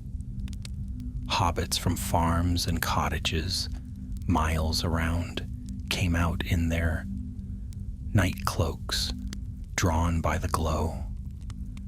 They gaped at the flames, then at the heaps of sacks and barrels scattered in the road, and when Paladin's captains explained whose hoard had been uncovered, a murmur rose that grew into a cheer.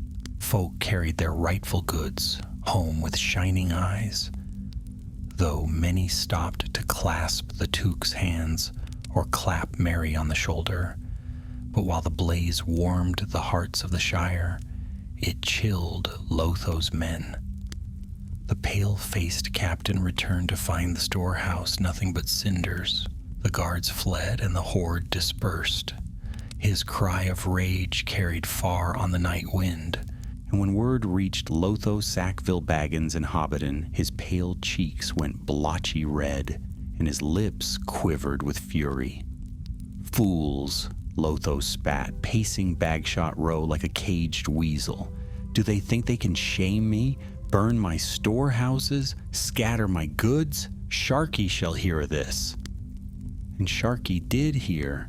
The pale captain bent low before a figure cloaked in shadow. Within the mill at Bywater, Lotho's newest prize, bought and rebuilt with coin and ruffians.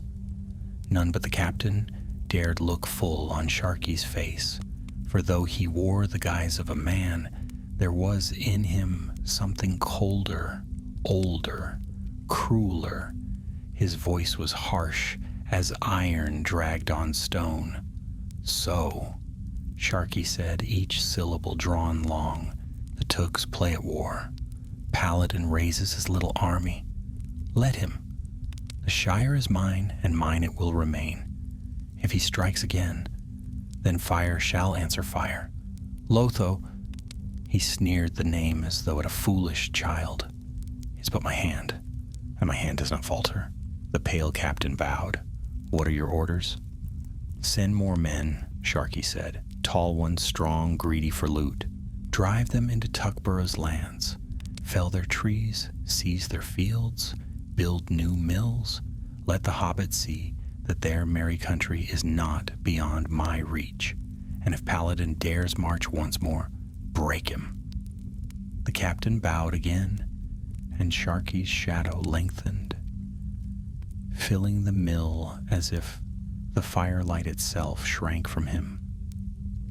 In Tuckborough, dawn broke on a day of unease. The victory of the night before filled the air with a strange mixture of hope and dread. Farmers gathered at the market square, talking in hushed voices of the blaze and of Lotho's anger. Some whispered that Sharkey would strike back, though none knew what shape his vengeance might take. Within the Tynes Hall, Frodo and Merry sat with Paladin Took, who studied a map of the Shire spread wide across the table.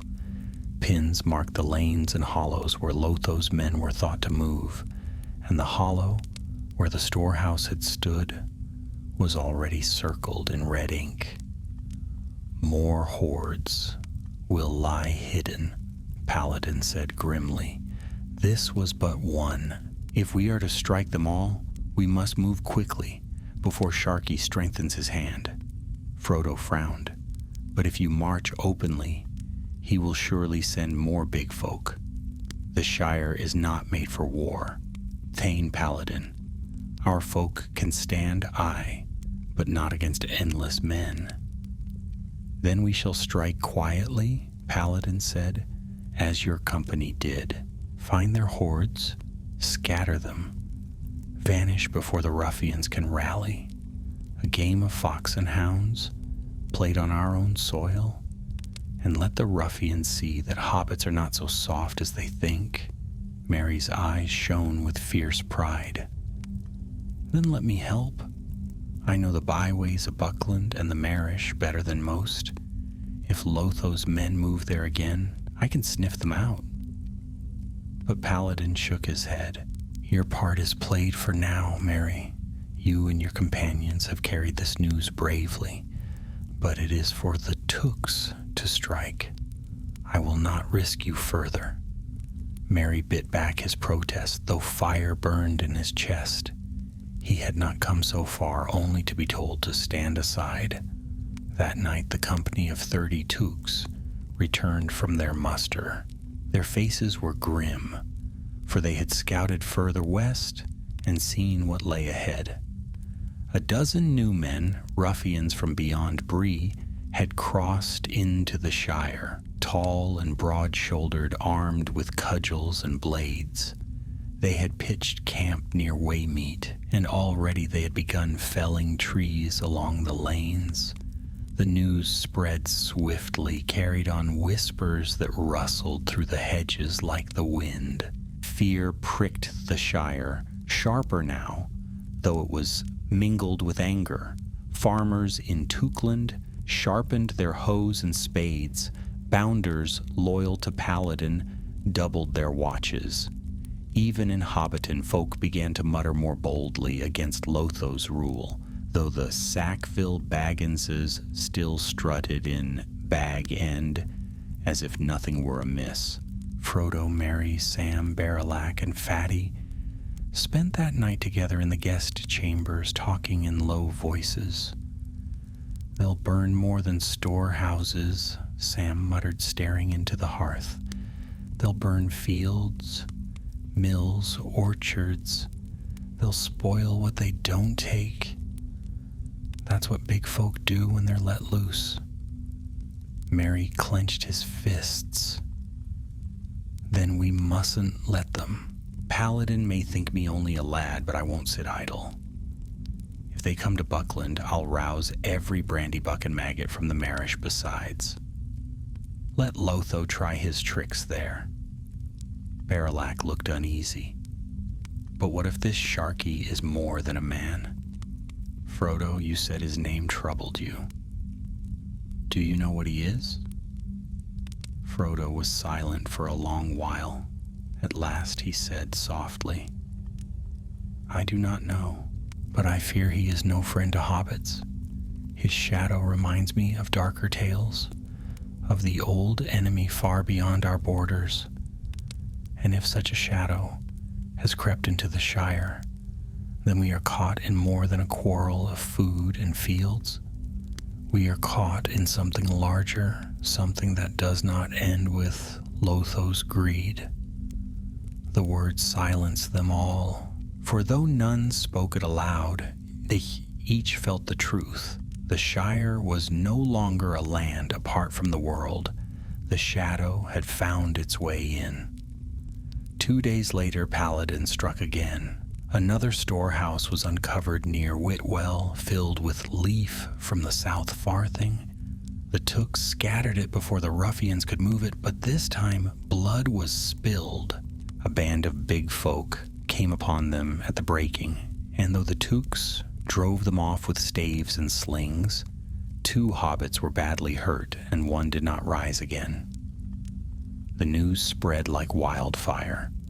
For the first time in memory, a hobbit had fallen to violence, not by accident or quarrel, but by the hand of outsiders. Grief and rage mingled across the Shire. Folk spoke no longer of whispers and shadows, but of ruffians, of Lotho's treachery, of Sharky's cruelty. Merry's heart burned at the tidings. "It begins," he said, standing with Frodo in the garden of the hall. "The Shire is waking, but Sharky will not stop. There will be more blood before the end."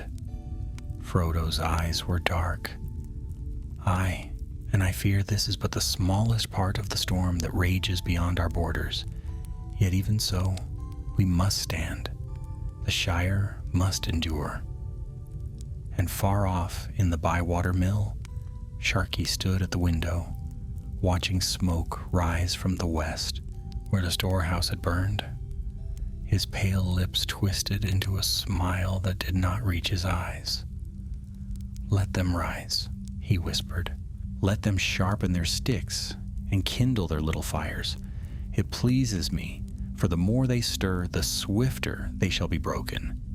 And so the shadow deepened, and the Shire, peaceful, beloved, green, trembled on the edge of a war. it had never dreamed to know. Morning mist clung to the hills of Tolkien like a heavy shawl. The dew shone silver upon the grasses, and the birdsong rang thin and hesitant, as if the very larks sensed that peace was failing. In the courtyard of the Thanes Hall, hobbits bustled about in hushed urgency, some repairing staves, others binding slings, still others fetching bandages and kettles of water. For word had spread across the Shire. Ruffians were moving in greater numbers, and the Tooks would meet them. Merry stood by the stables, tightening the strap of his cloak.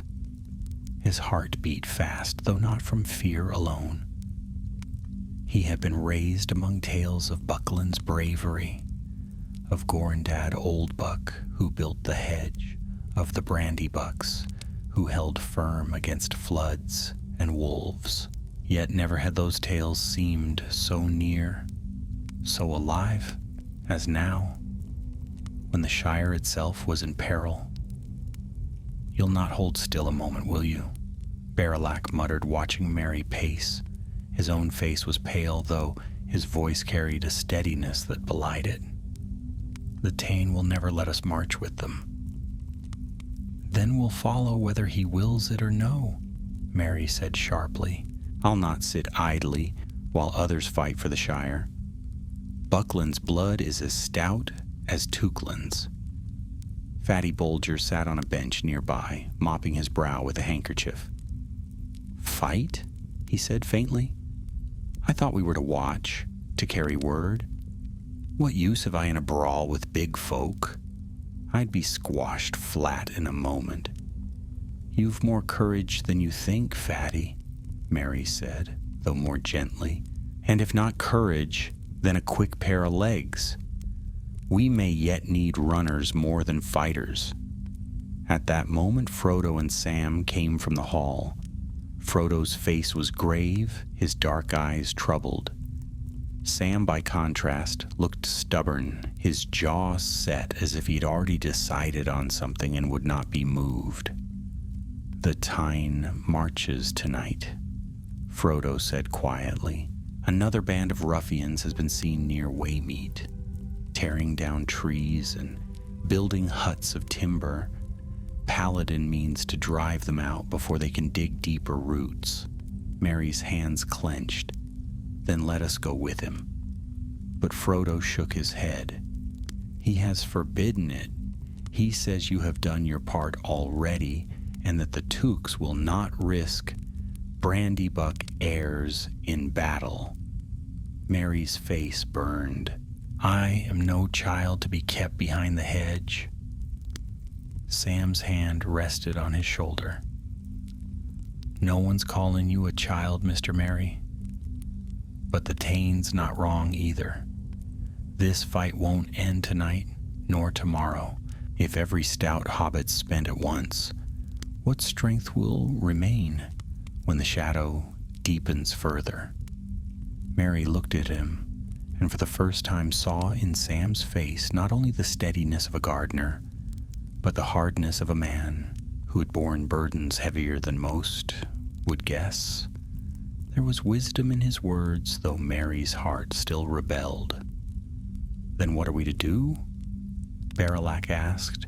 Frodo lowered his voice.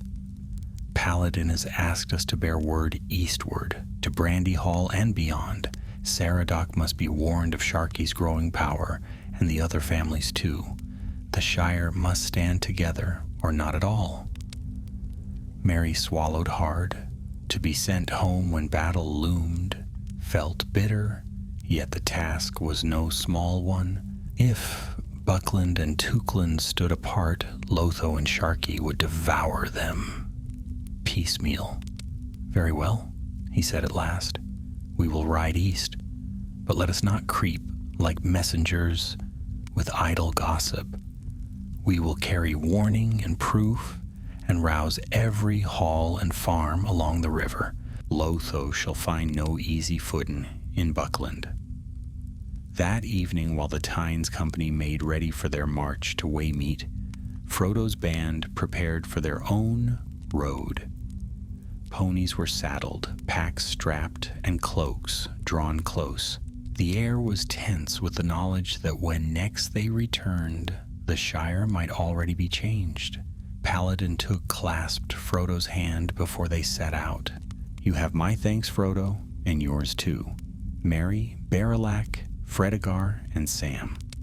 If the Brandybucks rise as the Tooks have, then Lotho will find his schemes falter. Go swiftly, go quietly, and let no ruffian catch your trail." So they rode east by starlight, the lanes pale under the moon.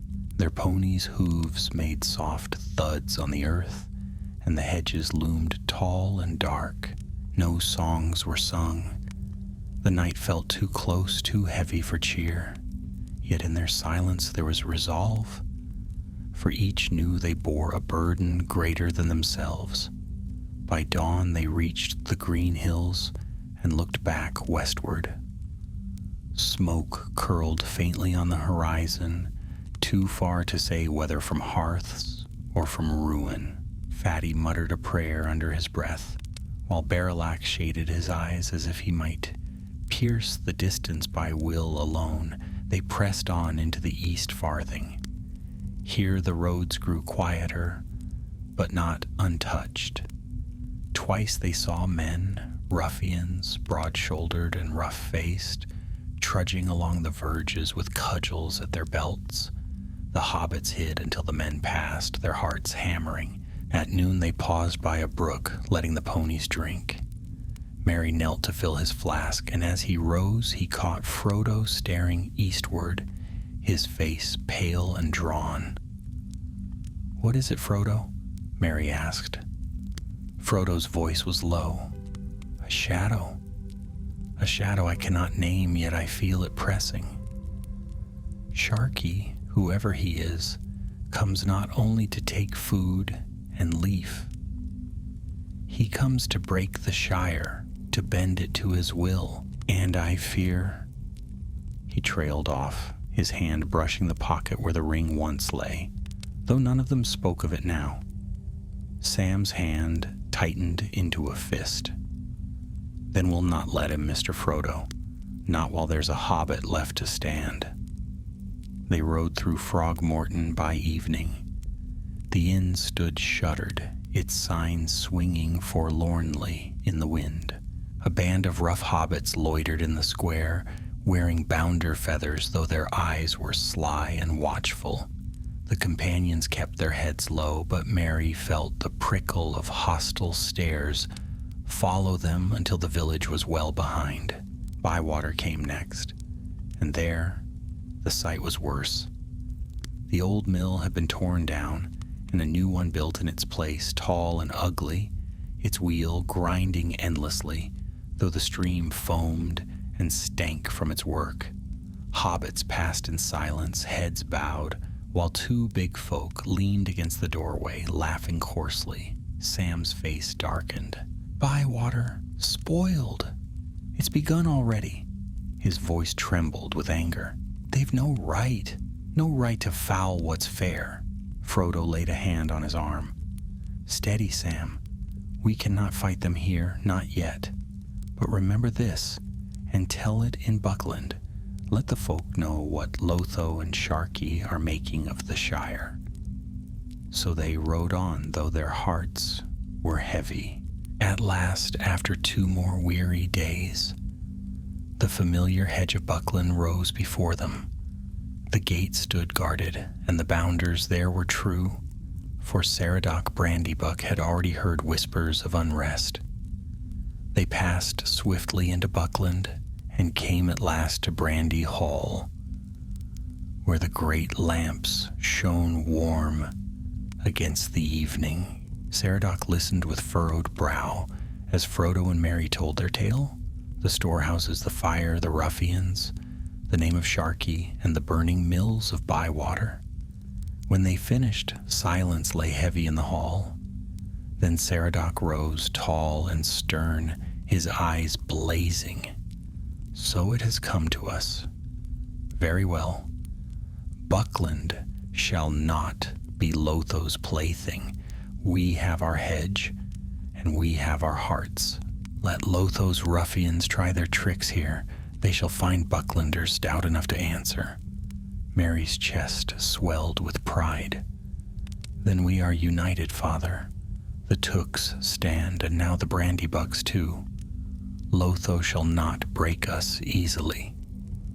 Frodo's gaze, however, was distant, his expression shadowed. Yet remember, he said softly, this Sharky is no common foe. Lotho is but a mask, a greedy hobbit dancing to a darker tune. Until we know who plays that tune, the Shire will not be safe. And so the fire spread east as it had west. The Shire, long untouched by war, now stirred with the sound of rising voices and sharpened staves. From the Brandywine to Tookland, hobbits whispered of Sharky, of Lotho, of ruffians in their lanes. But in their whispers was also something new, courage, quiet yet growing. For though the shadow pressed heavy, the Shire was not broken yet, and on the far side of the Brandywine, in the old mill Lotho had seized, Sharky sat alone, his pale face turned towards the east, his lips curled in a smile cold as winter, and his voice rasped like steel. Let them rise, he murmured. The higher they climb, the harder they will fall. The fire of the hobbits had been kindled, but the storm of Sharky had only just begun.